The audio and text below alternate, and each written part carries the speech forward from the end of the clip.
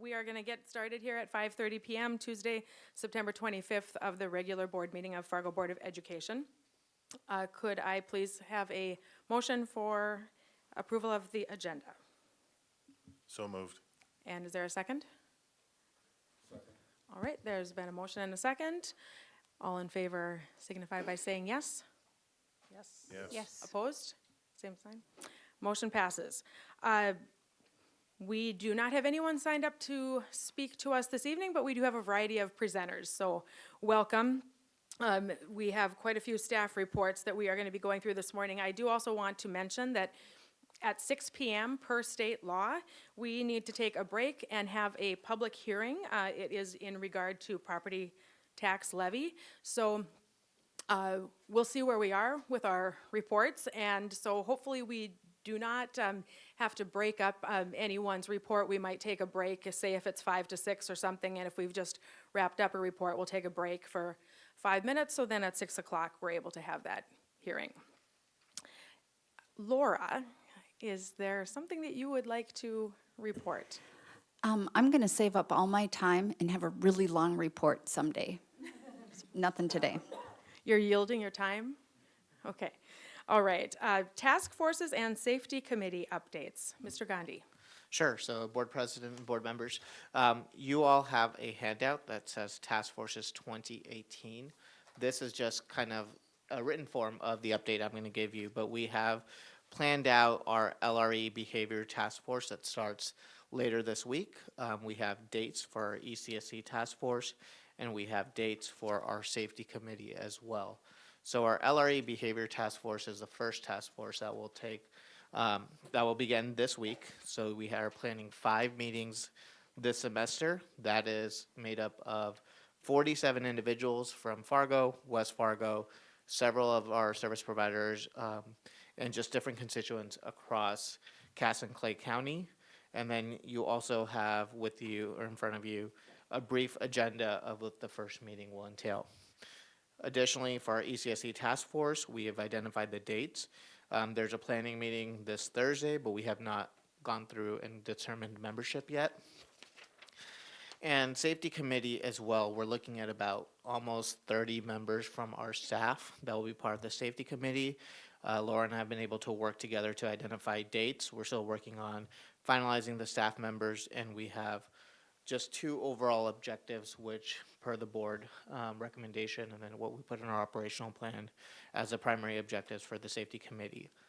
All of the work of the 3 task forces, the one I did mention is a building capacity and usage task force that will be second semester, and the safety committee will be available to either the public or the district staff. So along on the front part of the web page, on the handout I gave you, you will see that our Fargo Public Schools website, followed by Task Forces 2018, will lead you to a landing page for each of the 3 different task forces that we will have this year.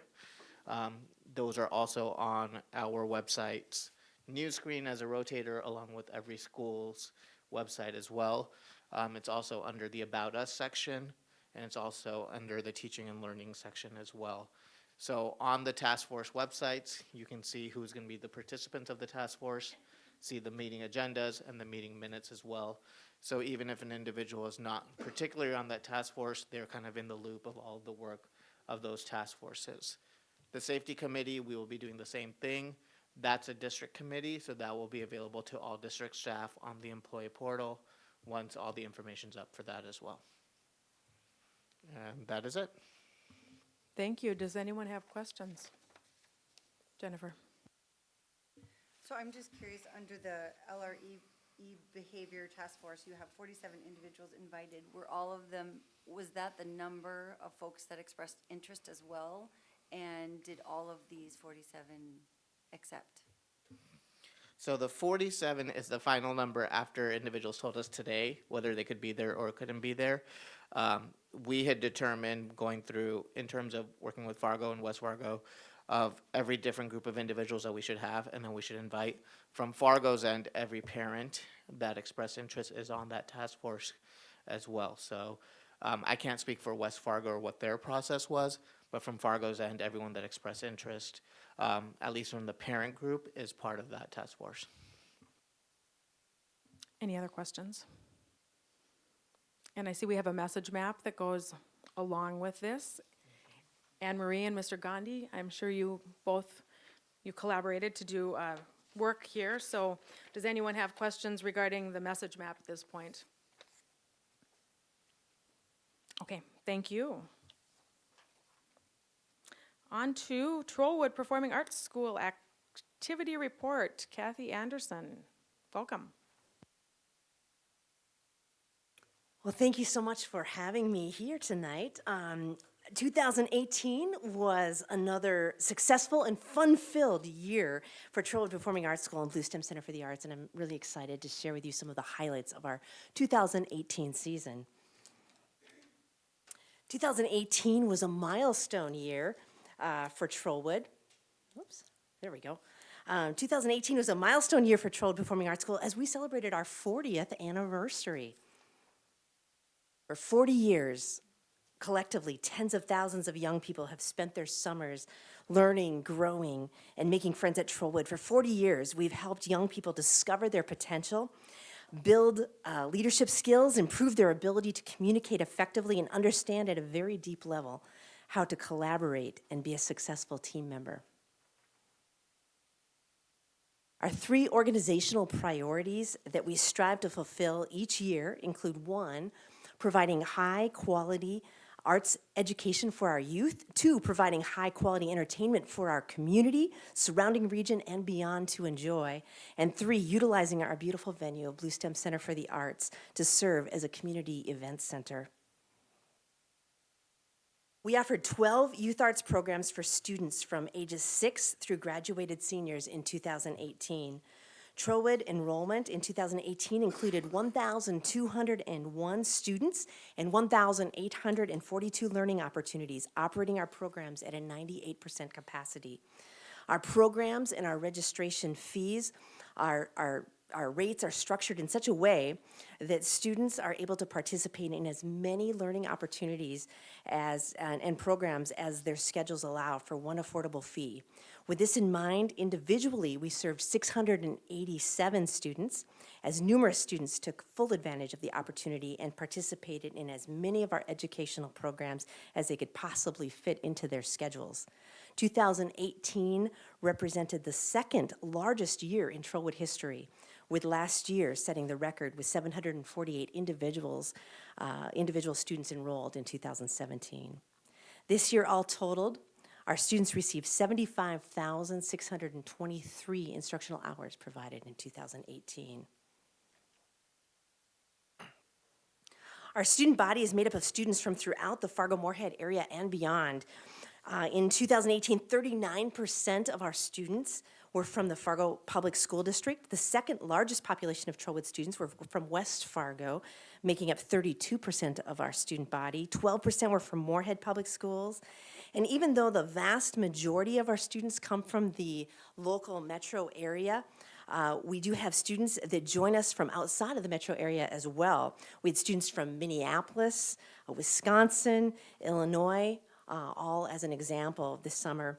In the summer of 2017, we had one young man who attended Moorhead High as an exchange student, and he extended his stay just so that he could participate in Trollwood's summer programming. He had such an amazing experience that he returned all the way from Austria in 2018 just to be part of the Main Stage musical. He was also part of our student leadership program, so that was kind of a neat testimony of the power of our programs. In 2018, we offered 4 full-fledged production opportunities for every age group from elementary through high school.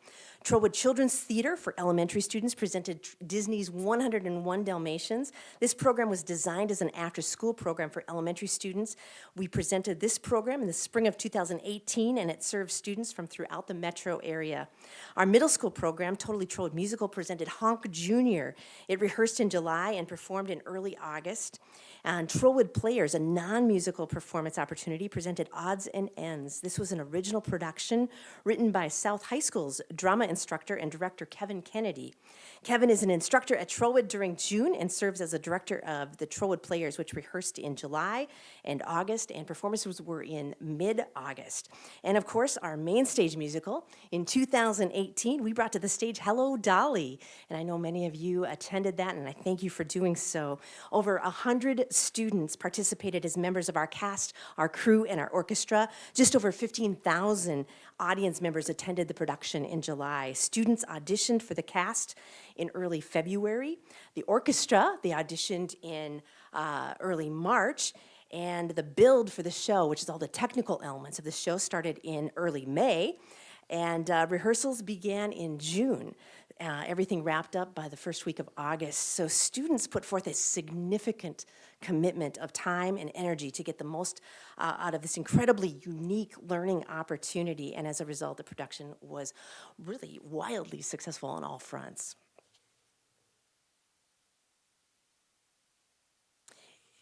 In addition, Trollwood offers a full array of performing and production arts classes, workshops, and leadership opportunities for all age groups. In 2018, this included 70 classes and workshops at all levels of performing and production arts, including technical theater, for both our middle school and our high school ages through our Trollwood and Totally Trollwood academies. Our Trollwood Conservatory provided arts-intensive opportunities in film and acting and musical theater for our upper-level students, and our student leadership program provided students the opportunity to be assigned a position to work side by side a professional artist in the student's field of interest. Participants were assigned a mentor and received hands-on learning in areas like stage management and directing and choreography, vocal music, instrumental music, and even some of our administrative areas like marketing and also programming. For our elementary students, we offered 14 sessions of Art Spark throughout the summer, with each session lasting 1 week long, where students learned basic skills in singing and acting and dance, ending the week with a performance to show off their new and improved skills to their parents and their grandparents and their aunts and their uncles and their friends. Through Spark Music, elementary students participated in a specially themed workshop designed to encourage a love and understanding of music, which also serves as a tool to build confidence and creativity within its young participants. And last spring, as a special request, we offered a special program at Longfellow Elementary School, which was patterned after our Art Spark program as an after-school opportunity. We called it the Longfellow Sparklers, and 14 young people attended. The Sparklers met weekly for approximately 5 weeks and performed a pre-show for our final performance of our 101 Dalmatians, which is our Trollwood Children's Theater production. And in addition, on their final day of class, they presented to their loved ones as well, a final showcase. A program that integrates through all of Trollwood youth programming is called our STAR program, which stands for Students at Risk. No child is ever turned away from a program at Trollwood for their inability to pay, which is something our STAR program makes possible. It also brings mentors to students. It provides meals and transportation and instructional supplies for those students in need. This is a national award-winning program that began in 1997 and continues today as a result of the generosity of our donors. In 2018, 84 students were supported by STAR financial aid scholarships. 357 meals were provided, 510 rides were provided. We provided services for 37 students who were challenged with significant emotional, social, and behavioral issues, and we served 70 students who were challenged with some medical issues as well. Another aspect of what we manage at Trollwood is overseeing all things that happen at our beautiful venue of Blue STEM Center for the Arts. In addition to the venue of Blue STEM Center for the Arts being utilized for school arts curriculum and activities, we are also proud to host public performances by other arts groups, exhibitions, community festivals, corporate retreats, conferences, and other private rental opportunities, including numerous weddings. We had 3 of them last weekend. A lot of people start their lives together at Blue STEM. In 2018, we've continued our tradition of joining together with other partners in the community to bring high-quality entertainment options to the stage at Blue STEM. In 2018, we teamed up with Jade Presents for the 10th year running. We've enjoyed another amazing summer concert series featuring national renowned recording artists from numerous genres of music. All totaled, Blue STEM will have hosted 13 concerts by mid-October, including the 8th annual Symphony Rocks at Blue STEM, which was once again held at Blue STEM in August. Lots of talent on that stage. It is with great appreciation that I say thank you for making all of this possible. It is my great pleasure to represent the thousands of people who have benefited from this organization over the past 40 years. And on behalf of all of the amazing young people, our donors, our parents, and our volunteers, and everyone who's participated over all these many years, I want to say thank you for making all of this happen, making it all possible. And we are very proud to be a program of the Fargo Public Schools, and I'd be happy to answer any questions that you might have. Well, we have 15 minutes before it's 6 o'clock. Do we have 15 minutes of questions, or does anyone have questions for Kathy? Because, okay, Jim, go. I don't have a question, but great job, as always. Thank you so much. Please extend the board's thanks to your entire staff. Thank you. I don't think we quite understand as well as we should all the work that goes in behind the scenes, but you got a tremendous team, and they deserve to be thanked. I appreciate that. They are amazing, absolutely talented and hardworking. So thank you so much for that. I will pass it along. Anything else? Rupak? I just wanted to echo what Mr. Johnson said and say Trode was one of the first campuses I got to visit when I started here. And I just very quickly learned with North Dakota weather, it's part of the way where students might start designing the sets in May, and then you have this crazy storm 2 weeks before the main stage musical, and then they do it all again in that 2 week impactful time. So the amount of effort that goes into that and just being prepared for all of the elements and getting everything together has been phenomenal to see. Thank you. Thank you very much. Thank you. All right. Student Wellness Family Facilitator Report. Patty Cummings, do you want to get a start on it, or how do you feel here? I think we can do this. You do? Okay. Yeah, we feel really good about this. Okay, Right, Bethany? let's go. Right, ladies? Okay. Well, thank you so much for allowing us the time to come and share with you once again the process that we've been going through with our student wellness and family facilitators. It is such a privilege to work with these fine professionals that you are about to hear from. This is a program that Fargo Public Schools should be very proud of, and I am not going to take any more of the time and let them do the talking.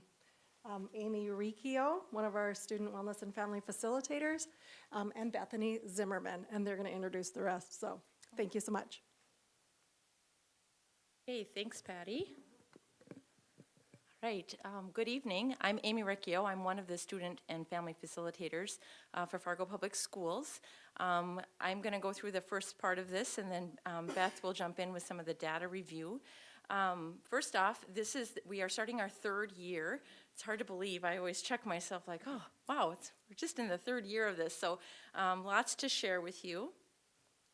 As you know, the student wellness facilitator positions are rooted in our strategic plan. So just referencing our community outreach and communications initiative 5, we're down in goal 6, where we work with outside agencies to help students get assistance that they need anywhere from mental health, dropout prevention, and just overall at risk. So real quickly, I'm Amy. I'm the first one there on that screen. My base school is South High. I serve all of the schools that would feed into South. So all of those elementaries that feed South High, Carl Ben Eielson, the middle school. We also now have taken on early childhood, and then Woodrow as an alternative setting. And Sarah, there she is. She's my partner at South. So her base is Carl Ben Eielson, and she serves the same schools as I. And then we have Jamie Benson, right back here. She's on the north side. She serves north. Her base school is Ben Franklin Middle School, and she serves all of those elementaries that feed into North High. Jamie spends a lot of her time at elementaries on the north end, so that really takes a lot of her time, as well as the Early Childhood Center. And then Mary Kruger is one of the three, I'll say, originals with Beth and I. Mary has worked at North High for several years, and that's where her base is, her home base. Works mostly with the high school students there. And then Beth. Beth works, her home base is Discovery, and she also serves some kids at Davies and then those elementary schools that feed into Discovery. And Alexis is Beth's partner. Whoops, there she is. Sorry. Beth's home base is, Alexis's home base is at Davies. She serves mostly Davies kids. She's taken on a lot of our early childhood students and some elementaries to help with that. So it's a very, it's a different system than I think schools are used to. The six of us come from a background and education of systems, and so that's what we do. We work within a system, so we work within a family system, I should say. So our referrals come to us, and we base who goes where based on where they live. So if you are a student at Carl Ben Eielson, we will work with your family. You may have a high school student, you may have an elementary student. They get one of us. They don't get different people coming in and out. When you transition to a different school, so you are now ready to go to South High, they stay with us if they need us. So there's not multiple people coming in and out of their lives. Just really quickly, the role of the student wellness and family facilitators. We spent quite a bit of time the first year trying to define sort of what we are and what we do, working very closely with our school counselors to come up with defining our role. So basically, the things highlighted, we do a lot of coordination. That's the gist of our jobs. We do a lot of collaboration with our community. We work a lot outside of our school, more than inside of it some days, just trying to support their learning as well as their safety and their emotional well-being. Starting to spend more time in prevention and intervention, and that's sort of a passion of mine is let's get up that river and see what's going on instead of waiting to catch the babies as they come out of the river, as the old saying goes. Trying to be preventative and provide some intervention early on. Most of the students we would have in high school, their families, their school staff would say, we knew there was a concern when they started school when they were 5. And so we want to get down there, and Beth will review some of that data to show that is starting to happen. We do some screeners. We collect a lot of social history data, information about the families.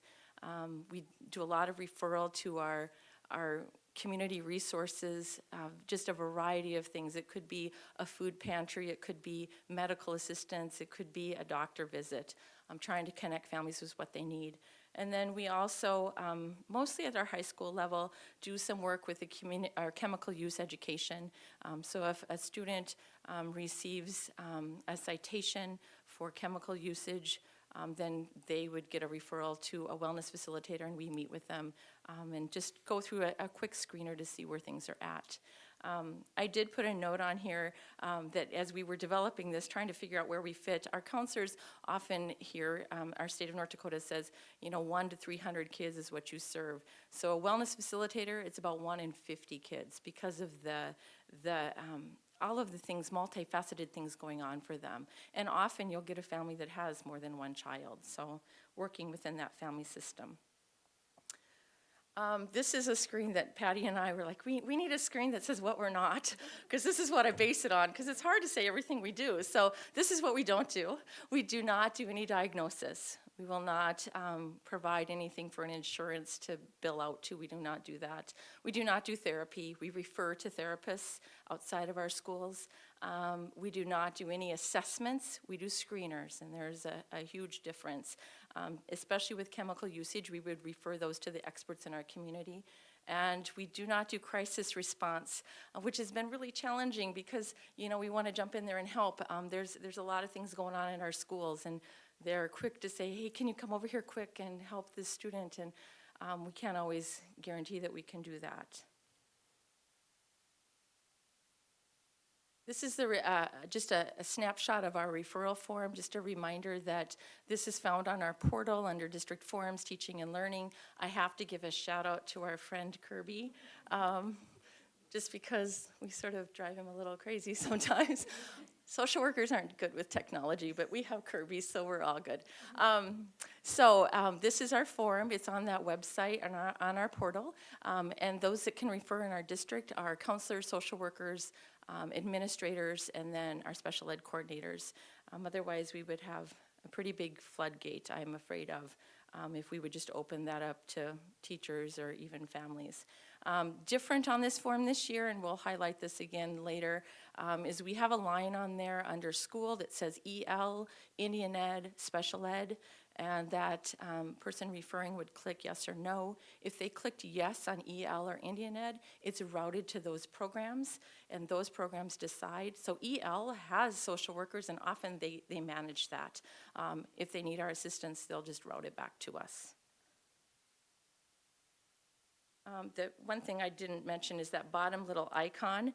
This is our communication tool to try to be transparent with all of our staff, because they'll have a student come in and they're like, gosh, we're not sure this kid needs some help. Is anyone helping them? So when a referral comes to us and we start working with them, we tag them in our Power School system so that their staff that have access to that can see that we're connected. And if you clicked on that icon, it would tell you which wellness facilitator is working with them so they could contact us.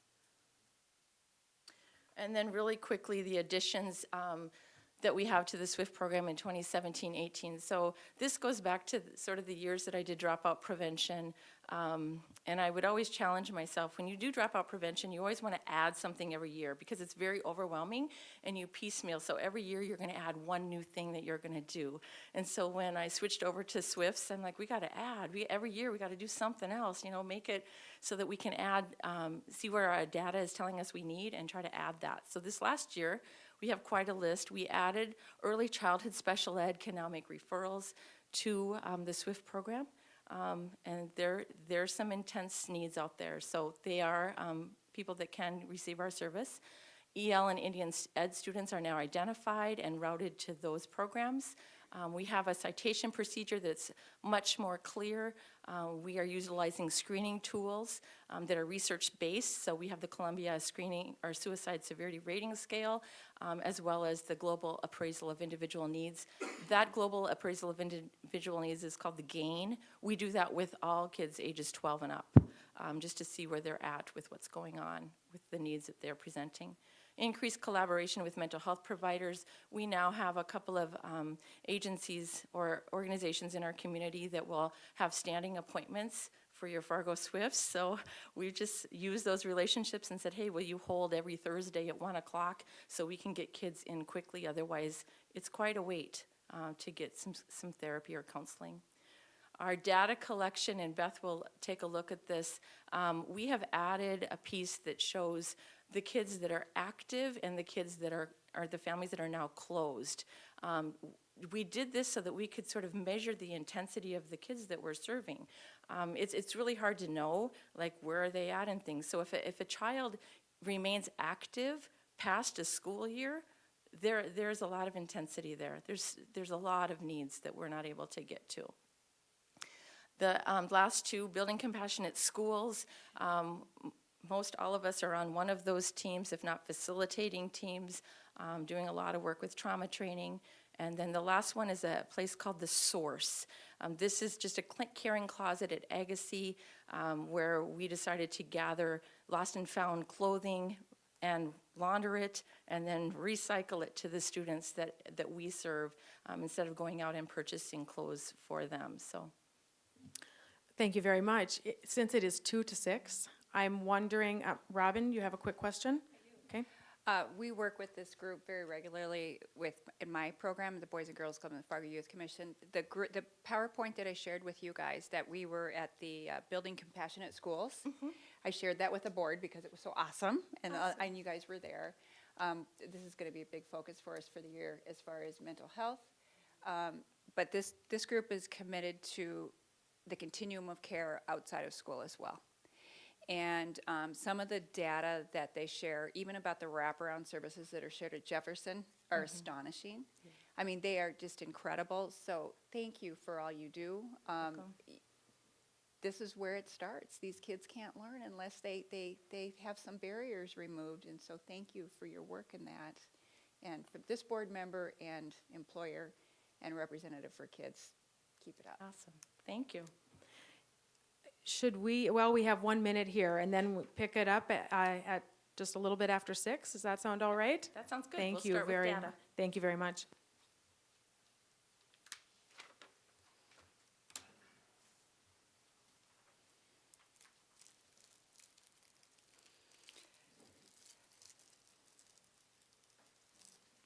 Have a saltine.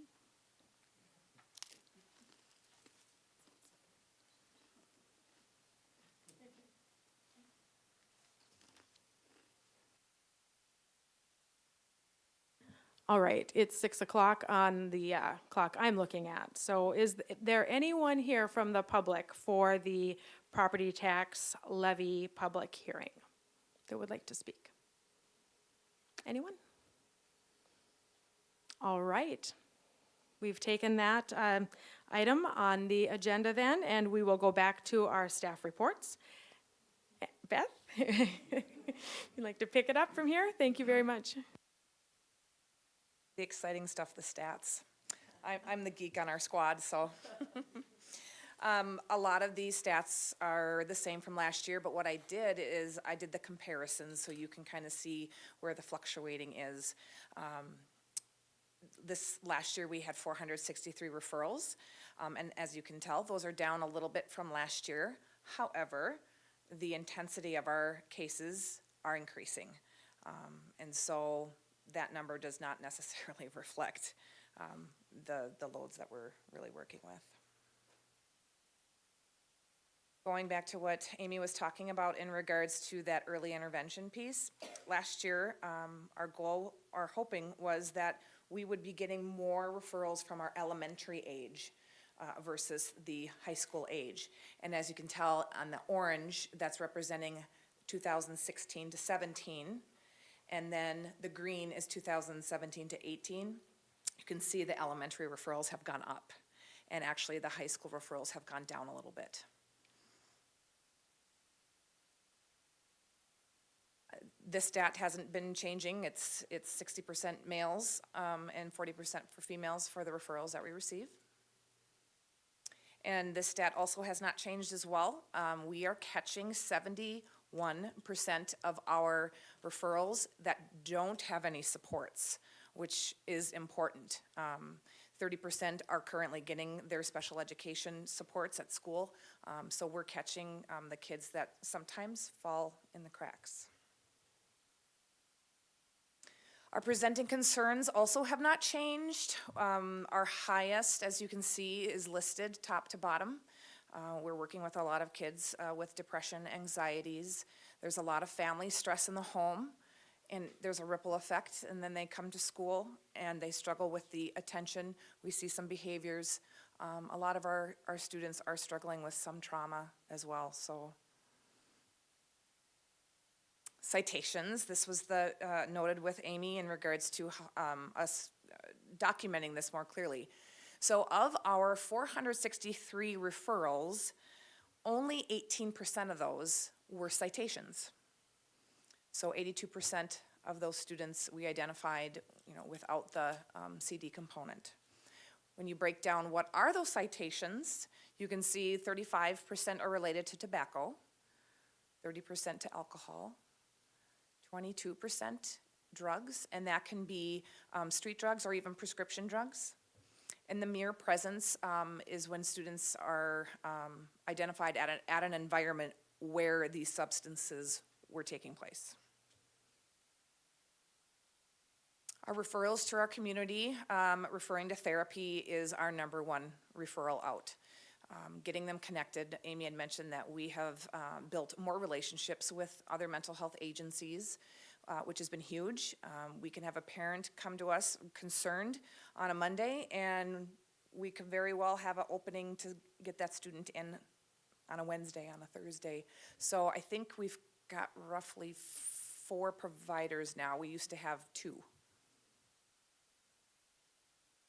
In regards to our active and closed cases, so I went back and I looked from 2016 to 17. How many students? Of course, we had the 483 referrals.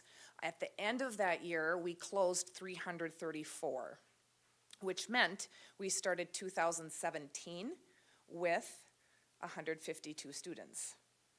Last year, 2017 to 18, you can see that we only closed 81 cases at the end of the year. So this year, we've already started with 282 students and their families on our caseload. That is astonishing. Those are the families that are having those high intensive needs that continually need our support.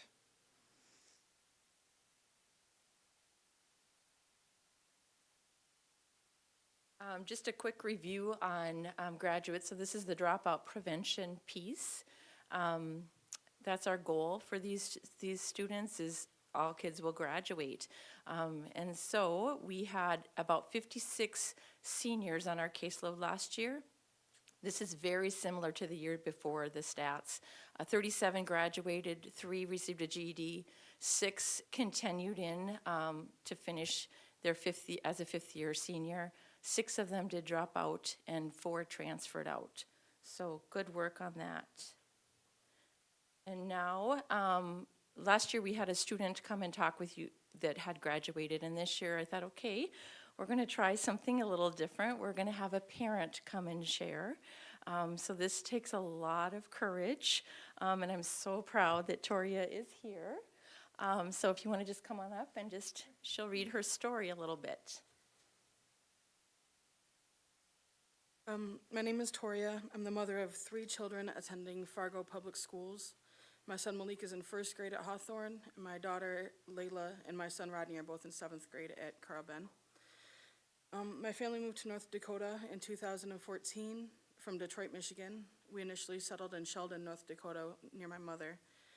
I found a full-time job working in Fargo, but it was a 2-hour commute each day, so it was a lot.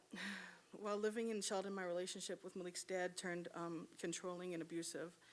My older son was also emotionally and physically abused by him. Malik and Layla, saw the whole thing. It was clear we needed to leave this situation in him, so I decided to move out of our home. In July of 2017, I moved to Fargo with my 3 kids. We left most of our belongings in our home in Sheldon. We only took a few boxes of clothes and a box of toys. The only furniture we had was a couch and a TV. My plan was to return to our home in Sheldon and get our beds and the rest of our belongings once I saved some money to rent up a truck. But a week after we moved to Fargo, our home was destroyed by a fire and everything was lost. My youngest son took the loss of his belongings and then his dad leaving and going back to Michigan extremely hard. I was referred by the school counselor to the student wellness program. Amy contacted me and came to my home to see what help I needed. She brought food and clothing to my home for us. Even though I work full-time, it's really hard to support a family on a single income. My youngest son, Malik, was really struggling after his dad abandoned him and he lost all of his possessions in the fire. It all happened within a few weeks for him. He was really worried about his dad and missed him a lot. It was very confusing for a 6-year-old to try to understand his feelings after witnessing his dad hurting his mom and brother, but still loving and missing his father. Malik was talking about how if he were in heaven, he could watch over and be with his dad every day. He continued to talk about wanting to be in heaven and then told the school staff he wanted to die so he could go live in heaven. Amy helped to connect us to trauma-focused therapy for him. She went with us to the first therapy appointment to introduce us and explain why we were there. The therapist worked closely with me and helped Malik find better coping skills for his anger and sadness. After we got started with trauma therapy, Malik's magical thinking about heaven intensified. Amy and the therapist assured me that this is pretty common. Things often get worse before they get better. But that Friday, the school called me to let me know they were very concerned about Malik since he was very persistent about going to heaven that day and told them he had a plan of how he was going to die. The school was concerned about his safety and told me I needed to have him evaluated immediately at Prairie. I was very terrified. I didn't know what to do. I thought putting my 6-year-old in a mental hospital and possibly being separated from me would cause even more trauma, and I desperately didn't want that. I went to pick Malik up from school, and Amy helped me to get an emergency visit to the trauma therapist so that we didn't have to go to the hospital. Over the summer, Malik was able to successfully complete his trauma-focused therapy program and is now doing much better. I would not have been able to help my son without the student wellness program. Amy continues to help connect me to community resources, including reapplying for insurance, therapy for my other son, after-school programming, and summer activities. I've also received many items from my family at The Source, which is the food, clothing, and basic needs pantry provided by or organized by the student wellness facilitators. The goal for my kids is similar to most parents. I just want my kids to have better than I did. I grew up in a really rough area, and I didn't graduate from high school. I want my kids to grow up in a safe place and become the first members of our family to graduate from high school and then college, to have good employment opportunities and become positive members of our community. The sources and support from the Student Wellness Program are helping my family achieve our goals. Thank you for creating and supporting the Student Wellness Program. It's truly made a difference for our family.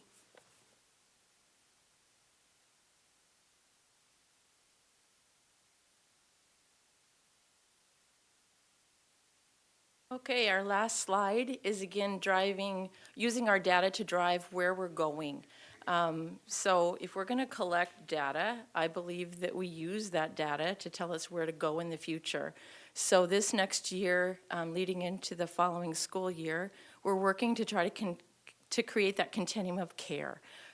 So similar to what we would do for special ed, you ebb and flow depending on what your needs are. You may be just supported in a resource room. You may need a level C. You may need more than that. The same thing goes for the SWIFT program. We need that continuum of care because there are kids that 1 or 2 kids may take 80% of our time. That tells us they need more. Some of our kids need less, and they can go on that maintenance list. So there is some programs in our community, in our state, in neighboring states that we're trying to work with our providers to say, how do we connect? How do we work together to get what the families need? Lack of transportation. This has come up since I've done dropout prevention for the last 10 years. This community is very hard to navigate in if you don't drive.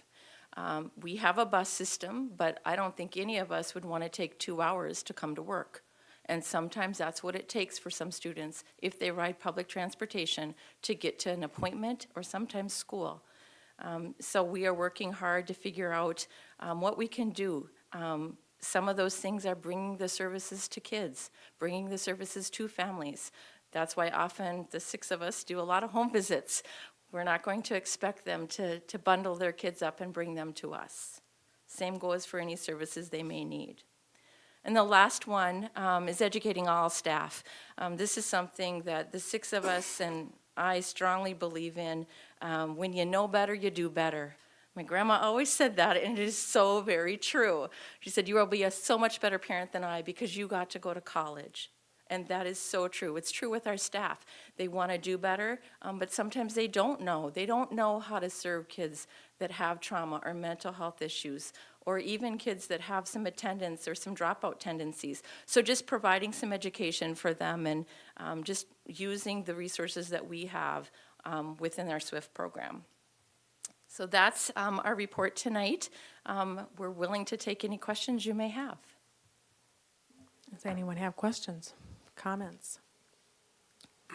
Brian? The 10 students, 6 students and 4 students that dropped out and then 6 that transferred, do you have a way to follow those, or do they have a way to come back? Absolutely, good question. Most of us try to follow. I still talk to students that have graduated actually as well, helping them in post-secondary. Sometimes they're just not mature and ready, and so that offer to come back is there to a certain point, a certain age. I will tell you, in any school system, it's so much easier to get off the freeway of education than to get back on it. So that is a barrier that we're working at, but Woodrow is a great school to work with, or Alternative Learning Center where they get their GED. There are some families that even their parents says, I didn't get either, and I'd like that. you know, I'm 40 years old, can I do that? And we will help them connect to do that as well. John? You mentioned that the best practice or ideal ratio is 1 to 50. What kind of caseload are you all carrying on average? Well, last year I had 102 students. Most of us, I would say, carried over 50. What happens is, you know, it's a squeaky wheel, so it's really difficult to get to be effective.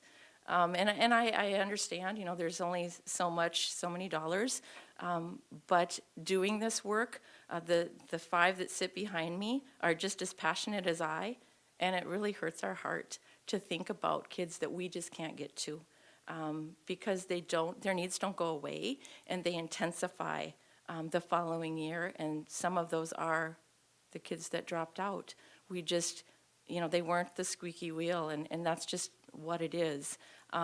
Hopefully we can wrap a little bit better around that with our community partners, like I shared about that continuum of care.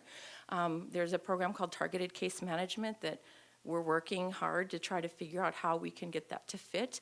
It's very intensive services for those kids that take the majority of our time. So it's a process, but we're getting there. We're getting there. Thank you. Anyone else? Brian? How was advertising the program? Do you feel a lot of the community knows about this program? I'm not sure, and I hesitate to say let's market that, because we already have a lot on our plate, and that's concerning, to open those floodgates. I know, like, Moorhead Public Schools has this program, and they take referrals from a student or from a parent, and that makes me a little bit nervous. I think our school educators are very well educated on what we do. Our principals, our counselors, they know, and I will tell you, the referrals they give us are 100% appropriate. They have tried on their end everything that they can and have done a very good job. They just are like, we know they need more. And so they're very good at siphoning out, okay, these are the ones, this little pool is, if you guys can manage that, we can try and help the others. So. Robin? So on the comparison in the grade levels, we see a pretty substantial bump in the elementary age, and we see that as well. You know, we hear about it a lot. So is that an increase in awareness or services, or is that an increase in need? Sorry to put you on the spot. It could be all of the above. Okay. I would say, we'll pull up that data quick. So I can speak to the elementaries that I am working with, and probably the ones that we staff together. So your Swifts have a PLC every week, and by the way, I need to make sure that Jolene gets a shout out. Jolene back here, Area Service Coordinator, she facilitates our PLC time, and so we meet every week and we staff some cases. And I would tell you that the kids that we're staffing, their needs are pretty extreme, and I would say it's K1, 2. And it's, part of it is the parenting skills that we need to help parents. They want to do better, they just don't know what to do. And we don't have a lot of support around parenting groups in our community that they can attend for many reasons, either money or transportation. But they're willing to work. They're tough kids. Anyone else? I just had a couple things I wanted to share. It's very good to hear that we have some additional partnering organizations to help with those therapy appointments that are needed, because I know that it's very frustrating to be a parent making the phone call to make an appointment for your child, and then to learn that you're not able to get in for a very long time. And it can take a lot of energy to make that call. And it can be very discouraging, and a parent can end up just deciding, well, we're not going to do it then, because it's very tough. So it's wonderful that we have some organizations that are willing to help us get those kids help and families help. And is it Toria? Okay, so thank you for sharing your story, and you and your children are gifts to the city of Fargo and to our school district. So we really appreciate hearing from you and helping us to understand and learn a little bit about your experience. You're welcome. Anything else? Thank you so much for your work. you.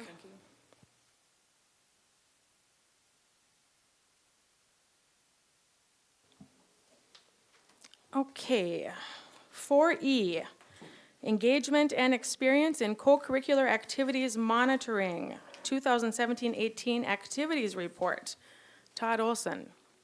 Good evening. Happy to be here tonight to talk a little bit about our activities program. I'm going to share some data with you, but before I turn it over to Denise Odegaard, our performing arts specialist, to share her slides, had a great afternoon today.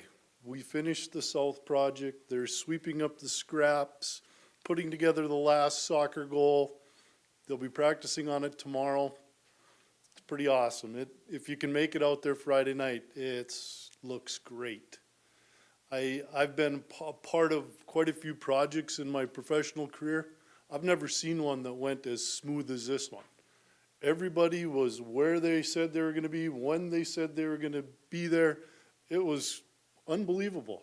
So kudos to Field Turf and Peterson Contracting for the work they did. It literally, there wasn't a hitch. We met every Tuesday at 1 p.m. and everybody was there. Everybody's got their marching orders and away we went. So it's fun when things turn out that well. But if you can come out and see it, it's beautiful.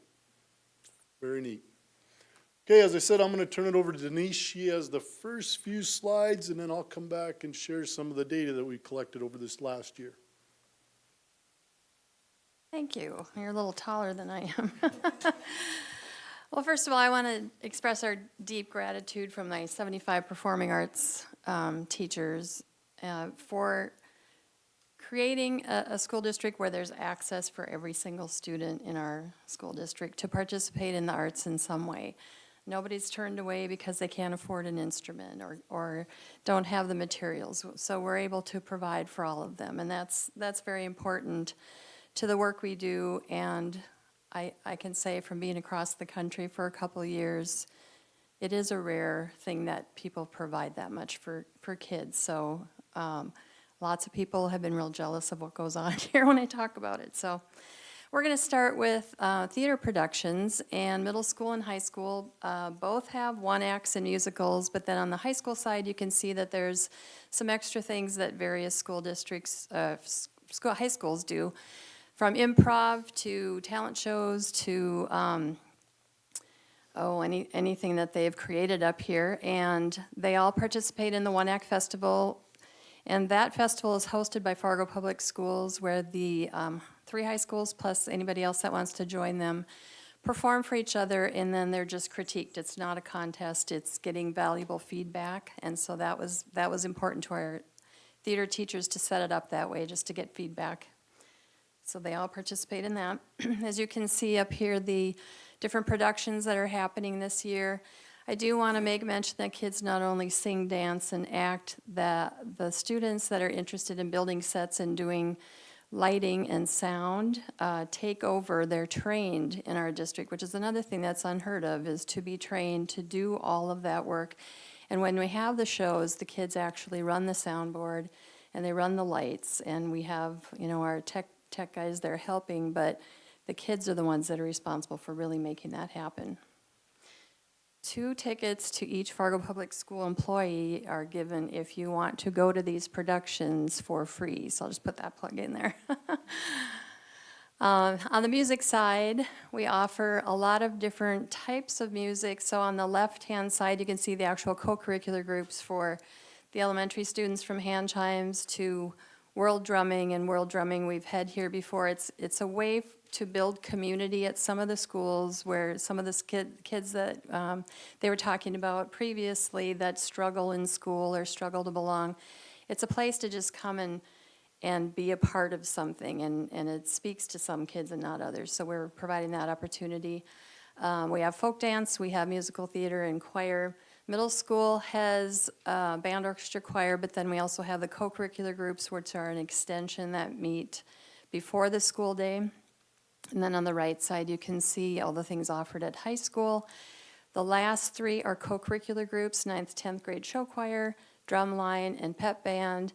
And again, I just want you to know we're providing some music opportunities through guitar classes at Woodrow Wilson. I'm going to throw in a few other things that are maybe not co-curricular, but they are things that are extra that our students get to participate in, and one of them is the Learning Bank, which is cultural, historical, and musical productions that we take kids to. So the school district provides the busing for them, and you can see up there what they get to participate in. We also have Steve Stark, bottom left corner, doing Mr. History presentations for the kids in 3rd and 4th grade, and he ties that into their history of North Dakota and things like that that they are studying in school. We also partner with the Metropolitan Opera in New York City, and they called us one day and said, would you like students to go to the opera? And then they have a live and HD showings of various operas during the school year at Century 10 Theater. So they provide 50 tickets to our students to attend 4 different times during the year, and I just looked at the bill today that they paid, and it's probably about $1,500 per opera that the kids go to, and so that is the way for them to be able to share opera with kids and make it accessible. We've had some students that have tried out for things, auditioned for things on a national level, so we had 6 students participating in the Carnegie Hall Performance Series in New York City. We had about 50 kids participate in an honors choir here in the community put on by the Kodai chapter. And then the last one, we have a National Association for Music Education Honors Festival, and each year we've had maybe 4 or 5 kids participate. Last year we had 1 girl from Davies in the orchestra. We do reach out into the community, and we have the elementary students get to participate in at least 1 outing during the year, and so they'll go to nursing homes. Sometimes they go play or sing for their business partner. They also might sing at West Acres. We've got a lot of groups that perform in West Acres in December, so if you're Christmas shopping or something, you can enjoy some of that music. We've had also some groups helping with benefits, cancer benefits, and then helping a particular student at North High with that's battling cancer, raising money for them. We've had 2 choirs that were featured performers at a state choir directors association conference, and that was South High's. That's a select audition group choir that meets during the school day. And the North High Choir was featured at Concordia Choir Festival last year, and they'll be featured at the NDSU Choir Festival this year.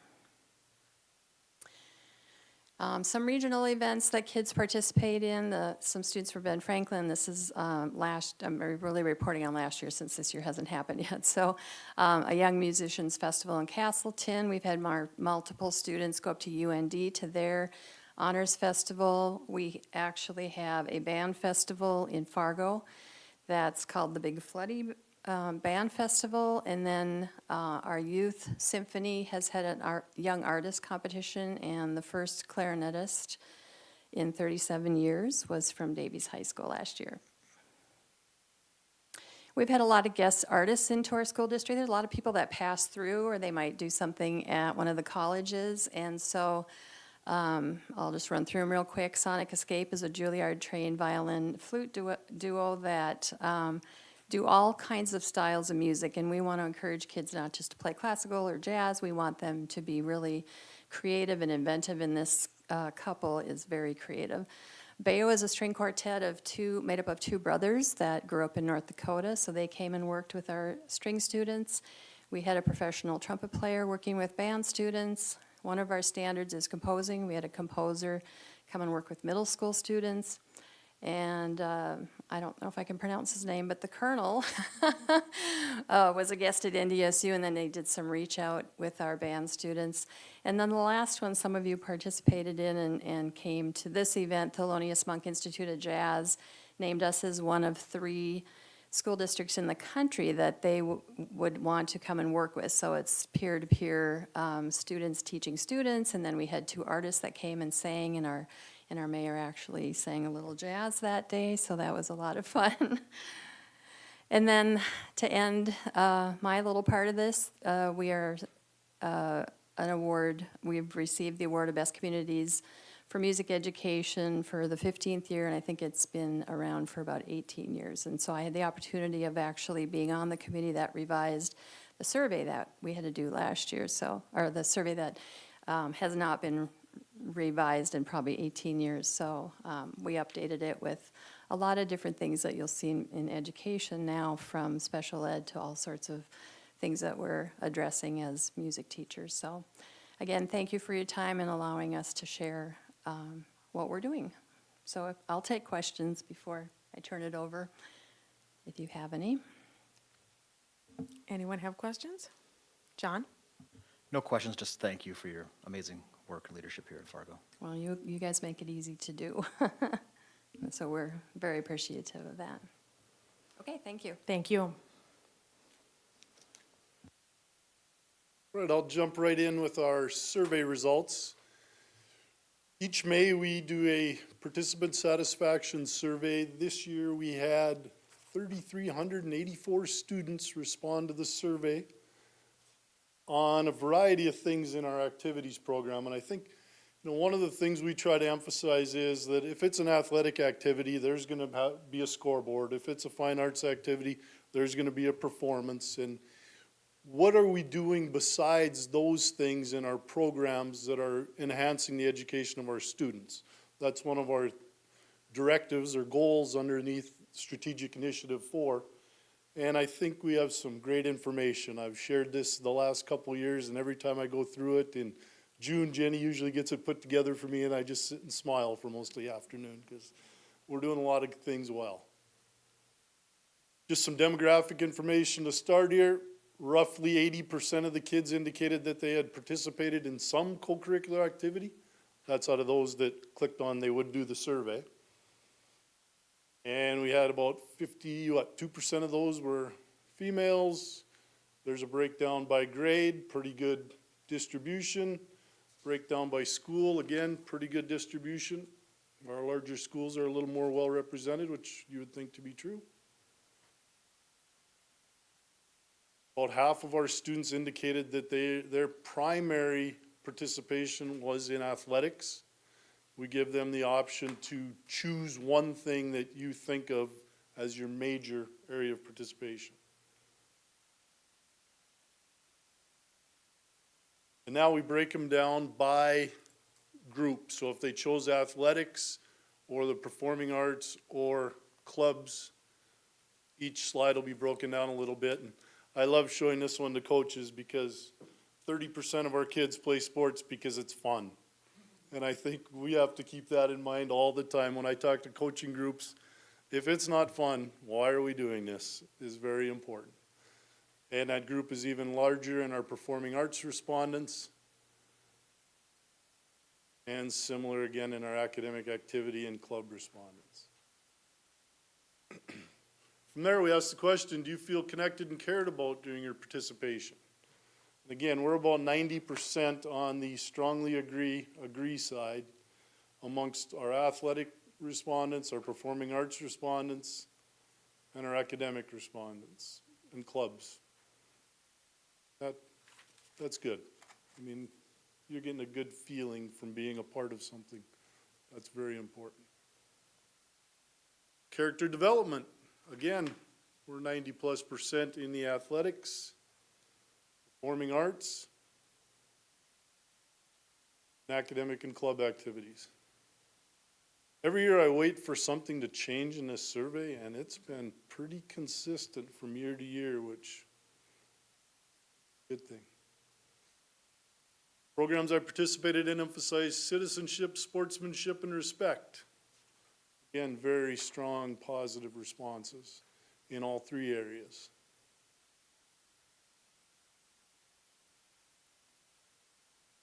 I felt safe. There's been a lot of discussion about being safe in our schools in the past year or two. Again, in all three areas, strongly agreed that they felt safe during their participation. Coach communicated with me in a positive manner. This is one of the things we hear negatively about our coaches oftentimes, but this indicates that we're doing a pretty good job. The directors in fine arts, same thing. Then the advisors in our clubs and other activities.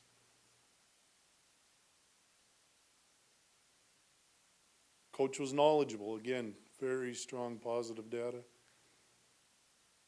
Director for the performing arts, even stronger. And our clubs and activities, also very positive. And one of the things we hear from our business community is we need people that can work with people, so this question addresses that. Again, strong positive responses that we're emphasizing that. This to me is the money question. I'm a better student because of my participation in student activities. Athletics, performing arts, very high positive reading. Then we asked, and it was suggested we add this a couple years ago, if you didn't participate, why not? And a pretty strong percentage didn't respond to that. We always hear about the after-school job, and that doesn't appear in this case to be a very large segment.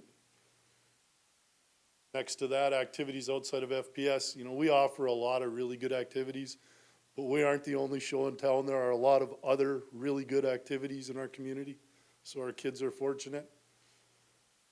Then we asked them, if you did not participate in our programs, what did you participate in?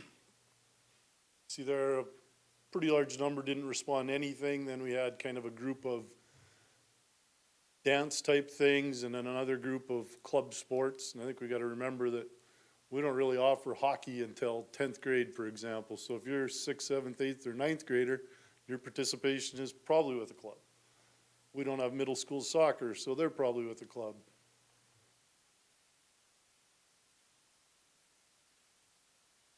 Another indicator that we use is GPA. Here we have a comparison of the overall GPA of our students in grades 9 through 12. Then those that have indicated their co-curricular participant is higher, and non-participating students is a little bit lower, which pretty consistent with national statistics that you see. Then I included in the packet itself kind of an honor roll.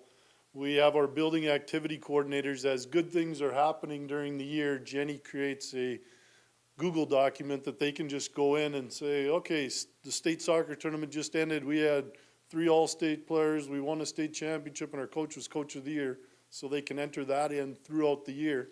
And it gets to be quite a list by the end of the year of really neat things that happened during that year.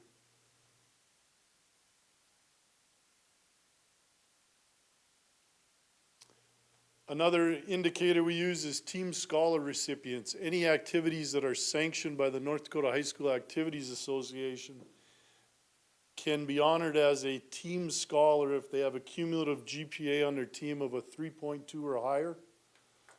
We had 73 this year. That's the most we've had since I've been tracking it, which is almost every activity. We had 1 or 2 here or there that didn't have a 3.2 team GPA, but we were up 7 from last year, I believe. I think it was 66, might have been 67 last year. That's pretty outstanding. A little reminder, we run a lot of tournaments in town here through the Metro Area Tournament Committee, and we have another busy year. I've listed those there, starting with Dakota Bowl shortly. Well, actually, we had our conference golf meet out at Maple River yesterday. Wasn't a beautiful day for golf, but went very well out there, and it was a good tournament. Then we have the State Girls Swimming and Diving over at the new Aquatic Center in West Fargo. We host state wrestling at the Dome, State Boys and Girls Hockey at Shields Arena. I was talking to Brian earlier. We're having State B baseball and softball this spring. We're hosting baseball at Newman and softball at NDSU's new facility, which I think will be pretty neat. It's a completely turf softball stadium. And then we have State A Golf this year up at Edgewood too, along with lots of other invitational and regional tournaments that we run. But those are our state events this year. And as always, I thank you very much for your support of our activities program.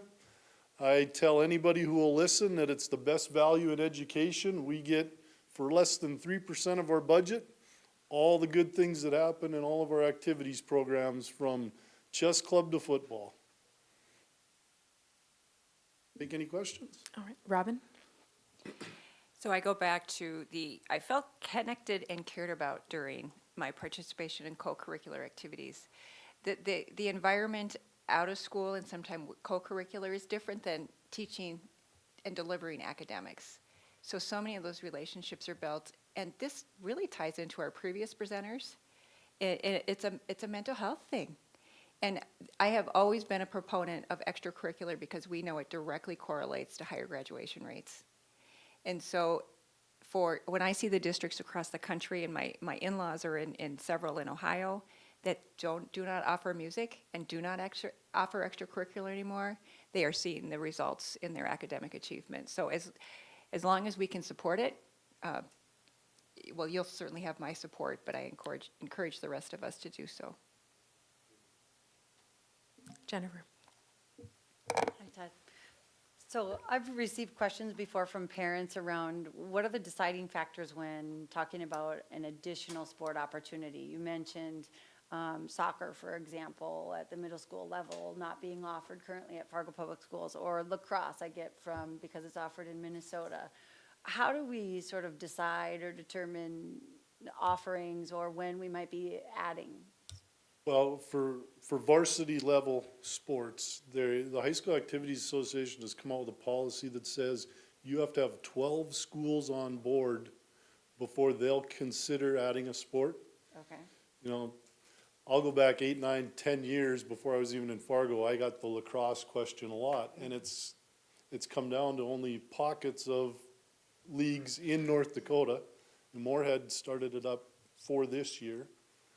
You know, so it's been working itself this way, but I don't know if we're going to have enough support out west in the near term. May I follow up? So when you say 12 schools, you mean 12 districts? 12 varsity programs. So okay. we would be 3. David? Todd, all of the high schools have a trap shooting program, don't they? They do. It's a non-curriculum club. Okay, that has not been sanctioned by high school activities yet? It has not been, no. Okay.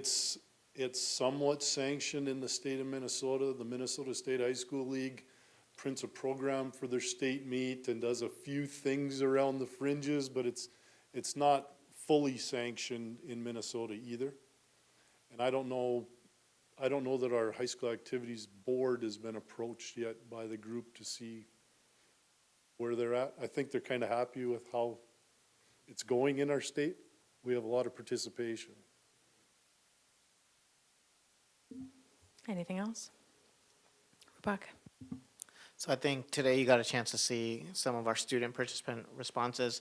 One thing that modest Todd won't share is that Todd was recently nominated for a national award along with several of our other coaches across the district as well. Past couple weeks I haven't been able to keep up with them, but I've just been seeing all of them go through. But just wanted to recognize Todd and his team and for all their efforts as well. And thank you very much. As noted here, the survey completed by 3,384 middle and high school students. So we don't know what how these students would be feeling if they didn't have these opportunities. But it certainly does show that majority of them are having positive results and positive feelings about their interactions in co-curricular activities. So it is something for us to consider as we move forward with decisions that we need to make for the school district. So thank you for providing us with the thorough information. Do you folks feel like you need to take a break, or should we keep going? Robin, I know you need to leave at about 7. It's about 1:45. Take a short break, okay? About 3 minutes? Thank you.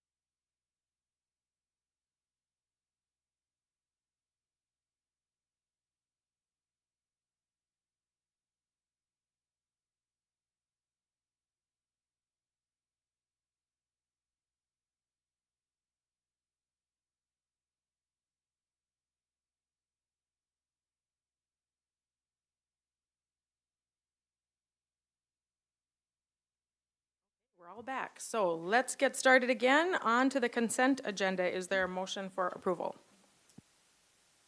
All right, a motion and a second? John, thank you.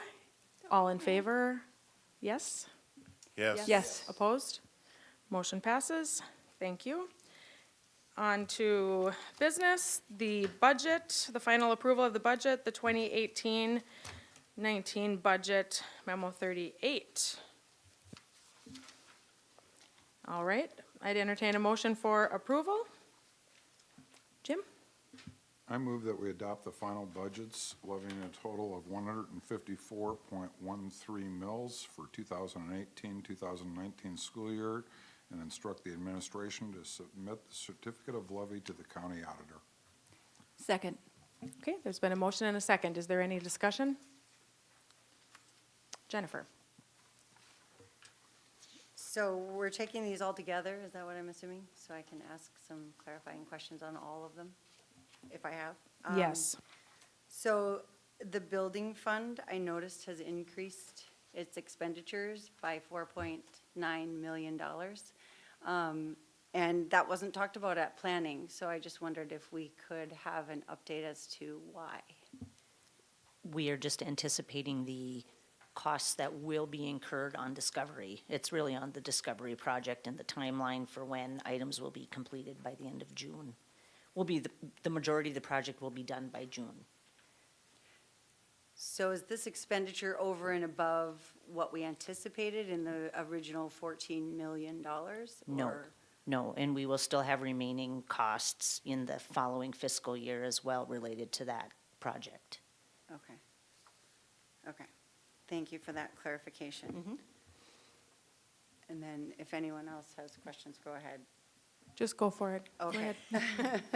It's fine. So, again, and I stated this back in June, and so I'm just going to reiterate for those of you that weren't on the board then, my primary reason for not supporting the budget as presented are because one of our primary responsibilities is to present a balanced budget, and we're not doing so here.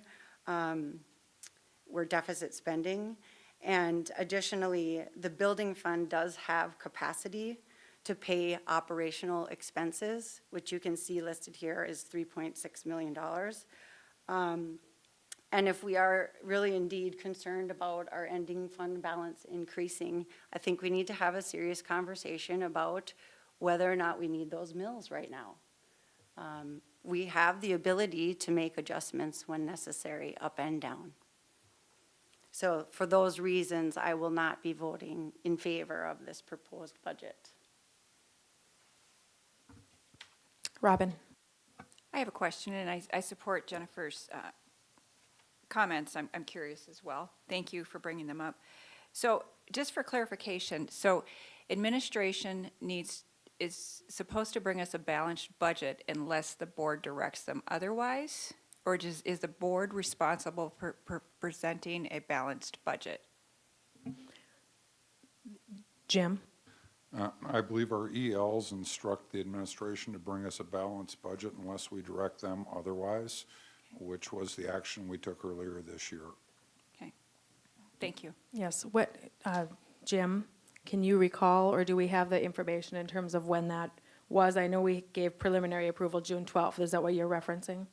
Yeah, well, I actually think we had discussions at planning prior to that and at the board, but the official action came in June, where we approved a deficit budget with the intention of specifically spending down our fund balance, recognizing based upon the salary agreement that we reached with the teachers, that we were actually spending more resources than we had in new revenues coming in, but we felt we had enough cushion and could drop the fund balance to make that happen.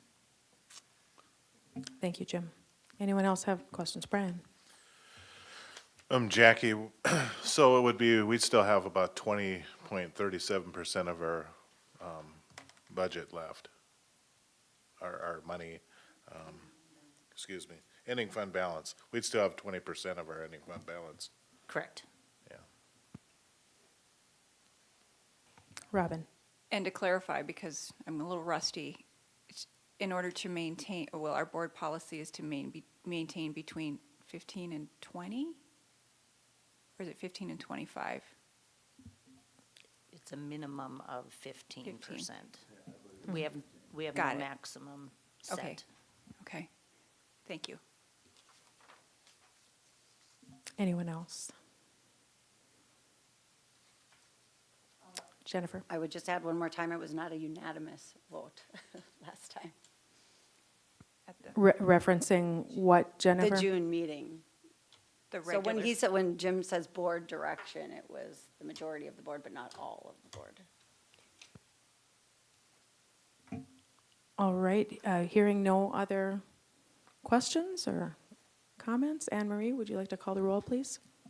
Benson, No. Johnson, Yes. Nelson, Brian, Yes. Robin Nelson, Yes. Paulson, Yes. Rodenbacher, Yes. Knutson. Yes. Motion passes. Thank you very much. Monitoring of GP 4, 5, 9, 10, memo 39. I would entertain a motion for approval. I move approval of the GP 4, 5, 9, and 10 monitoring document. Thank you, Robin. Is there a second? Second. All right, Robin made the motion, Jim seconded. Is there any discussion? Jennifer? So I think that several of the comments in here are untrue and unfounded and really violations of this particular GP, the way that they're stated. So for that reason, I'm going to vote no, that we don't accept this document as presented. Any other comments or questions? Robin? So when we have questions under the wording, particularly under GP 5, do we just automatically forward those to governance, or do you need a motion? As I was visiting with Anne Marie a little bit earlier today about this, and because I know there are some areas where there are some suggestions of possible rewording, and where that would go to governance for that conversation. And but there are other comments here that don't specifically have anything to do with possible rewording. My question, I guess, to build on maybe a little bit of what you're saying, Robin, is what the group would like to have done with those, because I feel with this monitoring document, as well as the document that we monitored at our most recent GP monitoring document, there are some statements that I think deserve to be vetted and addressed versus my own comments would be versus being put in the file cabinet or on the shelf in a binder. And so my intent would be that we take these comments seriously, and I believe that we have all put our thought, into this, no matter how they're worded. And that in order for us to be stronger as board members and as a board, that something is done with these. And so I would look to the board for some ideas as far as what you might like to have done. And then I could take that and share with you too what my thoughts are. But especially with the wording, that would for sure go to governance.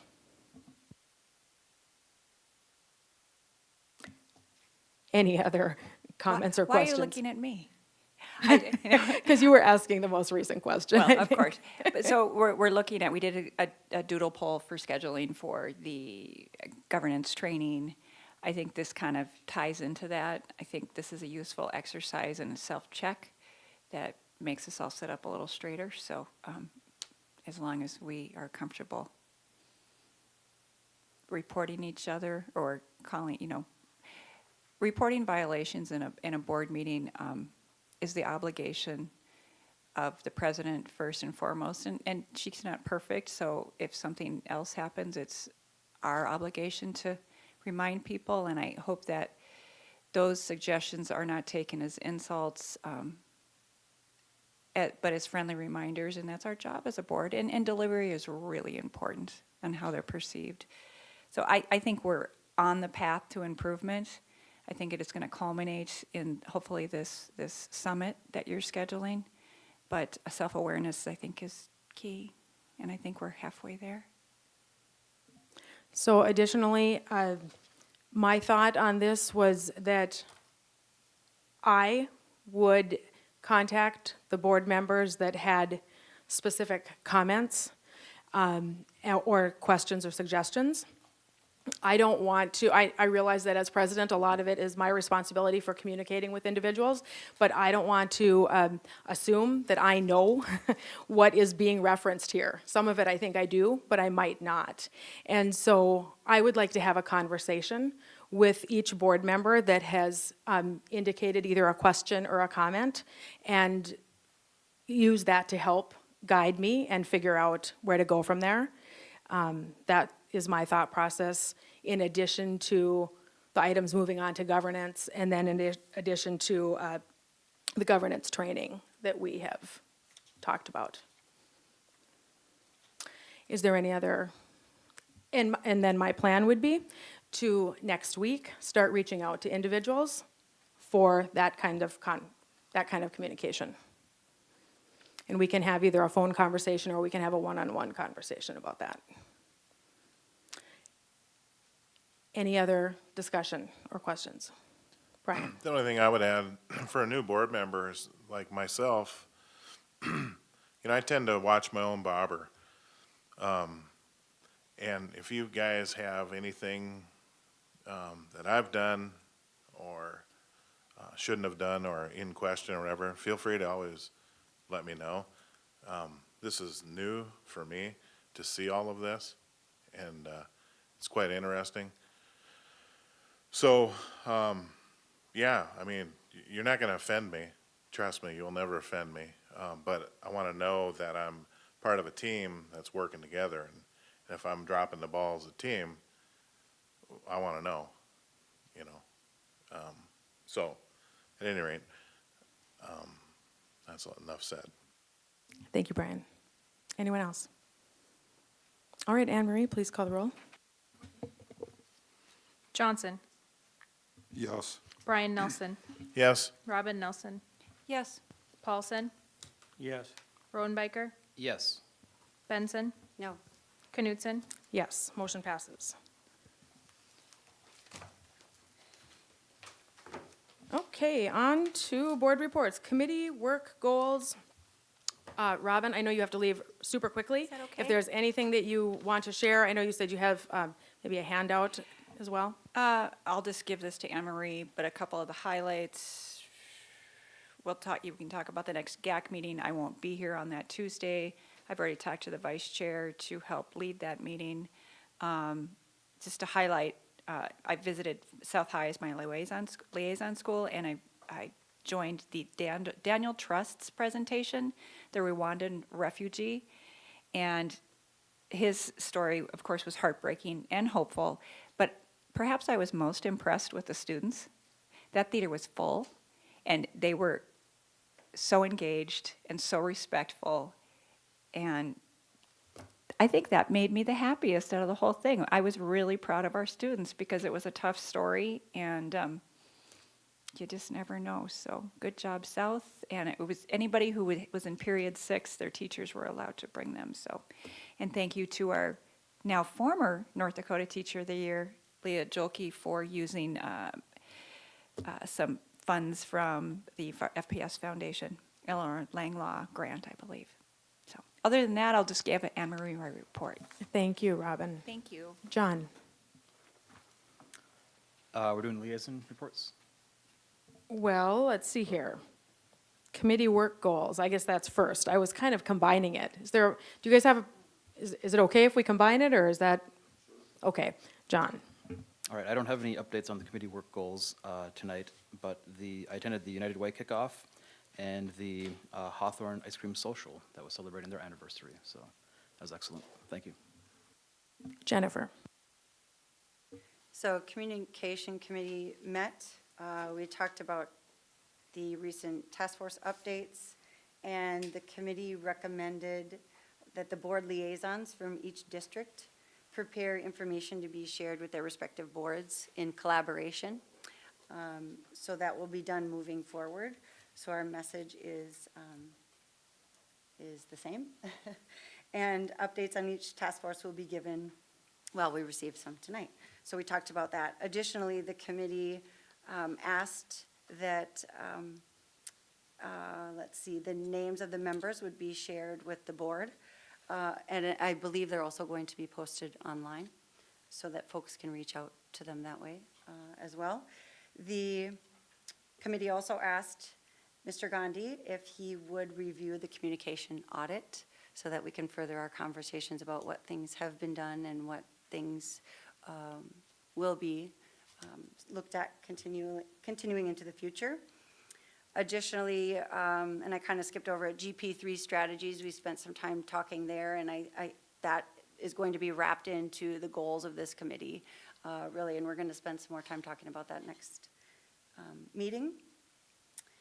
Lastly, we talked about handouts being provided and boardrooms set up to be sort of welcoming to community that attend, and I saw that there were additional handouts that we normally get for presentations at our desk out there, so thank you for that, Anne Marie. I'm sure that was much appreciated, so that folks can follow along with what we're talking about too. And then the rest of our items are going to be moved to the next agenda, so you'll see them on the next agenda minutes. And we just did decide, the committee agreed to the noon, third Monday of the month as a continuation for meetings. So the next meeting will be October 15th. Health Insurance Committee met this afternoon. They reviewed year-to-date financial reports, and they're operating pretty close to budget. Their year-to-date budget is 11.1 million, and they're at 11.2. So they consider that to be on track. So that's good news there. They reviewed some initial utilization around the Alex tool that I shared with you many months ago, and got some additional information at the last meeting around that. So about half the new employees so far have participated. So they'll continue to monitor. Open enrollment dates haven't been set yet, so that will be next agenda. Is that right? Did I get that right? Open enrollment is November 1st through the 30th, just the sessions. Oh, the sessions. Yeah. The session dates, sorry, have not been set yet, so they are more to come. New educational pieces will be coming because, as you know, the, FPS had to switch dental providers, so there will be some new communication available in the near future on that. And lastly, I attended Eggs and Issues, I believe that was since our last meeting. And that's all I have to report. Thank you. Rupak? I just wanted to share that for the LRA Behavior Task Force, we do have identified members. That website is live, and they are on the website. Thank you. David? I also was in attendance at the Communications Committee meeting, and I will be at South High on Friday night to see the dedication of the new field. I live very close to it, and Todd nailed it. I've never seen anything go smoother. Everything was like clockwork. Jim? Last weekend, actually 2 weekends ago now, I attended the Western Region for the National School Board meeting, where we put forward all of our nominations that'll show up in Philadelphia. And I got to go see a lot of rocks that I guess people call monuments. I attended my first Community Development Committee meeting, which is a new appointment, and I thank you for that one, Rebecca. Not a lot happened at the first meeting, mostly because they failed to have a quorum. But good thing was, I was there. But it sounds like one of the things we're going to work on this year is actually putting together, I don't know if the right term is bylaws, but there doesn't seem to be any manual as to how this committee should function, who's really supposed to have a vote on it, what its total breadth of authority is. So I think that'll be a work in progress. And obviously, at the end of the day, would have to be blessed by the city commission. It's not like this committee can decide for itself what its role is going to be. I attended the community-based education task force that the governor's office has created, and All of you should have received, all of you board members should have received an email from the State School Board Association. Please take the time to do that survey that is being done by one of the task forces I'm on, so we can hopefully wrap up our work and get some recommendations to the governor's office. I think the goal is by the end of October. I think everybody's thinking now by early December, so they can hopefully be ready to hit the ground running when the session starts. Also attended the graduation requirement task force, and that one's really, well, they're both interesting, but that one really is taking on, I think, some good thoughts that might move forward in terms of, is it really necessary for somebody who's been a varsity athlete for 3 years in whatever sport to actually have a PE credit to graduate? Or perhaps should we free up their time to take other academic endeavors, as well as looking at credit for other things, whether it be work-based activities, which have been expanding but really not too far in the state. So I'll be interested to see where that one all ends up. And I attended the GAC meeting, as Robin indicated. I think we have another one of those coming up in about a week and a half. I have some questions for you. So, do you know how many people are supposed to be on that community development committee? Yeah, I think there are, I want to say 9 members. Okay, and is John Strand the city commissioner? He's the chair currently. He's the chair, okay. And then regarding those items of graduation requirements, Yep. is that state law? Right now, I mean, we would Yep. be talking, if there are changes desired, Oh, yeah. it would be to state law. Yeah, and that's Okay. what the purpose of these committees Right. were, is to come up with any legislative changes that we want to recommend as a state. So you are correct. Very interesting, very interesting. Thank you. Brian? Well, I attended the Hawthorne Ice Cream Social as well.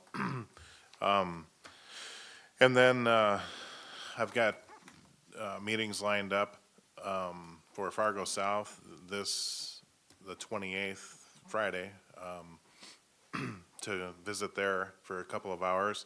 And then on October 5th, I'm going to be at Lewis and Clark for a couple of hours there. I attended the GAC meeting with Jim and Robin. And we also had the communications meeting that I was at. And a cool thing I shared before, some of you were here, our house is located right across the street from Fargo Davies football field. Long story short, we were down 16-6, and they got it 16-16 with, basically there was 1 second to go, and we had the ball at the, 1 yard line, and they punched it in, and to watch the children, or the students and the coaches run onto the field jumping, it was really fun to see. Anyway, that's my work so far. Thanks, Brian. The president's report is in front of you. Governance meets the 27th at 7:30 a.m. Homework, for anyone that has not completed the doodle poll regarding the governance training, Anne Marie's looking for that by tomorrow. Are you still needing to hear back from some folks? Okay, whoever you are, if you're here, respond. Please, and then the next homework is due October 17th. Let's see, I just wanted to mention, I as well went to the ice cream social at Hawthorne and the annual meeting for the chamber, and attended the communications committee meeting and GAC. And I know one thing we talked about, Jennifer, you mentioned this a little bit at communications, but regarding community engagement. And I just think that this evening on our, all of the presentations indicate examples, fantastic examples of community engagement. And while it might not be specifically board members participating in that engagement, the reason that it's happening is administratively, but also because the board is here to function and to direct and to encourage and to support administration in doing that work. So in essence, I see that as an example of our work out into the community. And it was just fabulous. It's so invigorating. It's like the kids on the football field. I think we have some good stuff going on in the district, and it was great to hear about it tonight. So that's all I have. Does anyone have anything else to add? Okay, our next meeting is October 9th. Thank you and have a good evening.